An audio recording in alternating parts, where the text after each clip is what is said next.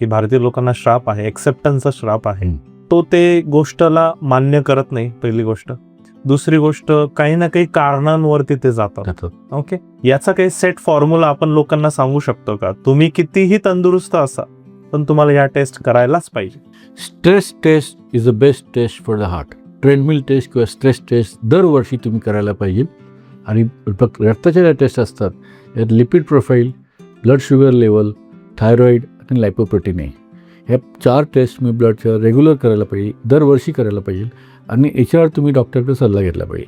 तुमची stress taste positive आली आणि तुमची पॉझिटिव्ह फॅमिली हिस्ट्री असेल, तुम्हाला डायबिटीज असेल, तुम्हाला ब्लड प्रेशर असेल, मग डॉक्टर तुम्हाला अँजिओग्राफी ॲडवाईस करेल. अँजिओग्राफी केल्यानंतर स्ट्रेस टेस्ट पॉझिटिव्ह आली याचा अर्थ हा नाही की तुम्हाला लगेच अँजिओप्लास्टी किंवा बायपास सांगितली जाईल.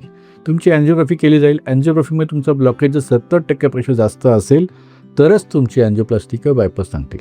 आता 40% ब्लॉक आला पण स्ट्रेस टेस्ट पॉझिटिव्ह येईल. मग तसा अर्थ हा नाही की तुम्हाला लगेच अँजिओप्लास्टी. 40% ब्लॉक आहे, तुमची स्ट्रेस टेस्ट पॉझिटिव्ह आली, अँजिओग्राफी केली, 40% ब्लॉक आहे, तुम्हाला डॉक्टर औषधं लिहून देतील.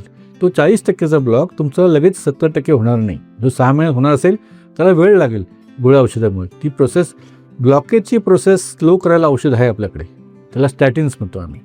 रक्तपातळीची गोळी पण देतो पेशंटला त्याच्याबरोबर. पण ब्लॉकेजची प्रोसेस बंद करायला अजून औषध आलं नाही.